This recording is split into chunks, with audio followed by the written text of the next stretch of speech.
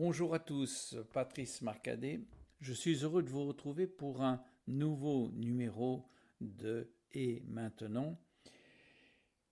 La guerre d'Ukraine continue à résonner dans nos mémoires. Après les témoignages d'Annick Beignet-Péan, de Nanou Chollet-Rigolage, je vous propose d'écouter aujourd'hui l'entretien que j'ai eu avec Hélène Trocmé-Fabre. Je vous invite à entendre combien à 80 ans de distance, les émotions de la guerre sont présentes maintenant.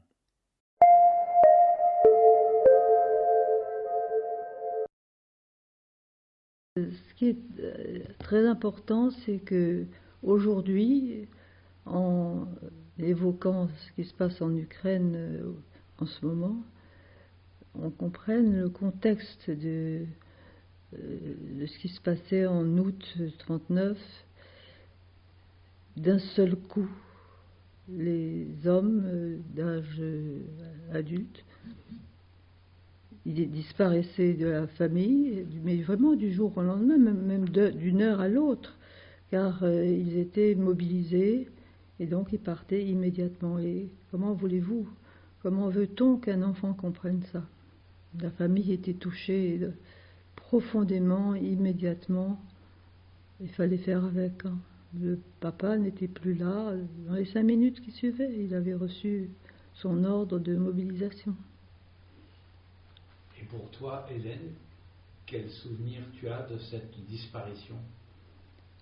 Eh bien, un danger immédiat et certain, mais que je n'arrivais pas du tout à cerner et à expliquer. Je savais que le danger était immense, surtout que la maman avait l'air aussi très inquiète.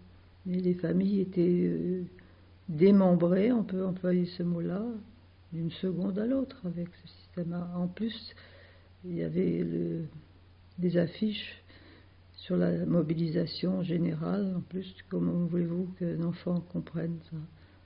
Tu les revois, ces affiches? Oui, elles entouraient les troncs des arbres puisqu'il fallait en mettre partout. Il n'y avait pas assez de poteaux dans le paysage. Donc c'était vraiment l'envahissement de la guerre au niveau des mots, bien sûr, mais aussi des présences mutuelles des familles éclatées, puisque les hommes, à l'âge d'être mobilisés, disparaissaient, mais vraiment d'une seconde à l'autre. C'était la rencontre à l'inconnu, justement. Il y avait... Qu'est-ce qu'on pouvait poser comme question pour comprendre? Il n'y avait même pas de choses à dire. C'était l'inconnu, le grand inconnu. Mais en sachant quand même que c'était dangereux. Les lettres continuent à être très naïves. Les lettres une fois que j'ai eu une adresse militaire, bien sûr, pour lui écrire à mon père, on sent bien que je n'ai qu'un souci, c'est qu'il ne s'ennuie pas. Je voyais ça comme... je ne voyais pas le danger dans lequel il était. Ce qui me préoccupait, c'est que d'un seul coup, on était en vacances d'une seconde à l'autre. On n'y est plus, et il n'est plus là. Pour moi, c'était impensable qu'un papa s'ennuie. Devant l'inconnu, il n'y avait que ça, s'ennuyer devant l'inconnu. La famille, elle était réduite. On était en vacances.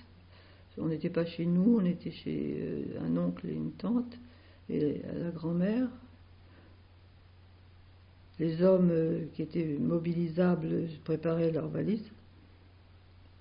Ça s'est passé relativement vite, mais d'un jour à l'autre, on n'y comprenait plus rien, sauf que c'était très dangereux. Mais on ne savait pas quel type de danger. Il n'y avait pas du tout de télévision comme maintenant, on ne voyait rien. On ne voyait rien. C'est le visuel, je pense, qui manquait, les images. Parce qu'on entendait, on voyait bien que ce qui restait de la famille, c'est-à-dire la grand-mère et la mère, étaient très inquiètes. Parce que c'était des gens qui avaient connu la guerre 14. Et c'est ça qu'il faut se dire. La génération de nos parents avait, à l'âge qu'on avait à peu près, quoi. Mes parents étaient nés en 1901 et 1902, donc ils avaient eu la Première Guerre mondiale à leur adolescence. Donc ils savaient vraiment ce que ça représentait. Mais c'était difficile d'expliquer ça aux enfants, à nous, le vécu. Oui, mais ça devait se passer, ça devait bien se passer cette fois-ci. Ça nous racontait que c'était juste, qu'il fallait y aller, qu'il fallait se battre, puisque ça recommençait. Et puis quand même qu'on avait gagné, on avait fini par gagner. Faut pas oublier. Puis il y a surtout des souvenirs qui sont venus vers la fin de l'occupation allemande. Les Allemands avaient inventé ce qu'on appelait les V1 et V2, V3. Et là, on a appris une loi physique, parce que le son mettant plus de temps à voyager que la chose, on recevait l'explosion, vraiment on vivait l'explosion des V2 et 3, ceux qui étaient vraiment les derniers inventés, avant le son. On ne pouvait pas les entendre arriver, les entendre. Ils éclataient. Ça, c'était, je crois, la pire des choses. Ça a déclenché vraiment une terreur, puisqu'on pouvait même plus se protéger. On ne savait pas quand ça allait arriver. Ça, pour moi, c'est une trahison de la technique. Un enfant de 8-10 ans, en 1944, se dit, les grandes personnes, comme dirait le Petit Prince, n'ont pas fini d'inventer des choses qui sont terribles. C'est là que ça a commencé, pour moi, mais pour mes petits camarades aussi. On pouvait attendre tout et n'importe quoi de la part des grandes personnes. Et ce qu'il y a, c'est qu'on aurait voulu les rejoindre, on aurait voulu les aider, on aurait voulu devenir comme mes grands frères, ils ont rejoint les résistants, surtout l'aîné.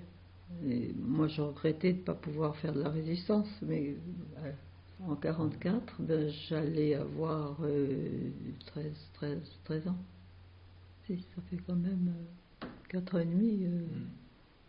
C'est l'âge où il se passe quand même beaucoup de choses. Ouais, c'est un moment de bascule. Absolument. Et là, on a vraiment besoin de croire, d'avoir confiance, de pouvoir prévoir, construire le non encore, justement. C'est ça la trahison, en fait, que moi j'appelle trahison. C'est l'âge, l'adolescence, c'est l'âge où on s'aperçoit qu'on n'est plus un enfant à qui il faut tout apprendre, on a des opinions à soi, on a des habitudes, on a des croyances, bien sûr, des valeurs même. Et c'est tout à fait normal qu'on y tienne. Et quand on voit que les grandes personnes, entre guillemets, nous imposent les leurs, au nom de leur expérience à eux, c'est souvent que ma grand-mère et mes parents se souvenaient, ils avaient des souvenirs de ce qu'ils avaient vécu, puisqu'ils étaient nés. Ma grand-mère était née en 1872, et mes parents en 1901 et 1902. Donc maintenant, avec du recul, je m'aperçois que vraiment, ils n'ont pas eu vraiment une enfance, une adolescence très heureuse. Surtout qu'après, les années 20 n'ont pas été faciles pour les jeunes ménages, entre guillemets. Quant aux années 30, là, c'était une période où les ouvriers ne pouvaient pas faire grève. Ils attendaient la fin du travail, ils déambulaient. Enfin, il faudrait dire un autre mot. Ils réagissaient à ce qui se passait dans les années 30 et qui, peu à peu, construisaient les lois sociales, il ne faut pas oublier. Et c'était le soir après 6 heures, dans la rue. Qu'ils chantaient, qu'ils se manifestaient dans la rue, ensemble, que les syndicats commençaient à exister. Je veux souligner l'importance du contexte. Il ne faut pas oublier le contexte. Il y avait à l'époque, dans les années 30, qui sont les années de ma jeunesse et du passage de l'enfance à l'adolescence, il n'y avait ni télévision, on n'avait même pas de radio. On l'a acheté, notre premier poste de radio, en 1943, pour écouter ici Londres. Mais comme la Kommandantur était la maison d'à côté, on écoutait la radio à bout portant, tous allongés par terre et sous une couverture, pour que les gens de la Kommandantur ne nous entendent pas. Je vois encore la scène. J'imagine, tu la sens. Oui, surtout que le sol était très froid, Voilà. mais on avait assez de couverture quand même pour écouter ici Londres. J'entends et ici Londres, c'était très spécial. Il fallait absolument le faire, parce que là, c'est pas les journalistes qui s'en chargeaient. Les Français, ici Londres, les Français parlent tôt français, avec une belle liaison, parle tôt français. Et puis bien sûr la voix de Gaulle qui a fini par nous atteindre quand même. Ça c'était la fin et on savait quand même que ça allait changer. Mais je nous vois tous couchés par terre avec les couvertures sur la tête. Parents et enfants. Alors c'était important que les parents et les enfants, là ils étaient ensemble. C'était le même contexte, le même avenir, tandis que pour la déclaration de guerre, c'était deux quotidiens qui se séparaient complètement. Le père disparaissait, on le voyait, on l'a pas vu entre fin août 39 et juillet 40. On l'a pas vu, on savait pas où il était. On ne savait pas s'il était prisonnier ou s'il était tué ou s'il s'était sauvé en Hollande. C'est souvent l'armée française s'est échappée un moment à la fin de la guerre. Ils se sont réfugiés en Hollande. Mais là, c'est le moment où tu as fait tes lettres. Oui. Entre septembre. Je les ai fait tout le temps, je les ai fait. Mais je n'avais pas d'adresse. C'était des chiffres, l'adresse militaire. On mettait ça, une adresse sur une enveloppe, bien sûr, dans une boîte aux lettres. C'est la poste de l'époque qui orientait, qui le passait à l'armée, et c'est l'armée qui savait où ces chiffres et ces lettres, à quoi ça correspondait dans l'armée. Tu accepterais de nous lire la première de tes lettres? Oui, mais il faut dire que ce que mes parents ont fait a été très utile. Ils s'étaient dit, avant de se séparer, avant que mon père parte à l'armée et puis disparaisse au niveau des lieux, on ne savait absolument pas. Ils s'étaient dit, si on se perd de vue, rendez-vous au Chambon-sur-Lignon, chez André Trocmé, qui était mon parrain d'ailleurs, et rendez-vous là. Et c'est ce qu'ils ont fait. C'est-à-dire que nous y sommes, d'ailleurs c'est dans toute la succession des adresses, c'est l'avant-dernière. Ma mère nous y a emmenés et on a attendu, on a trouvé une vieille maison, on a attendu qu'il arrive et il est arrivé.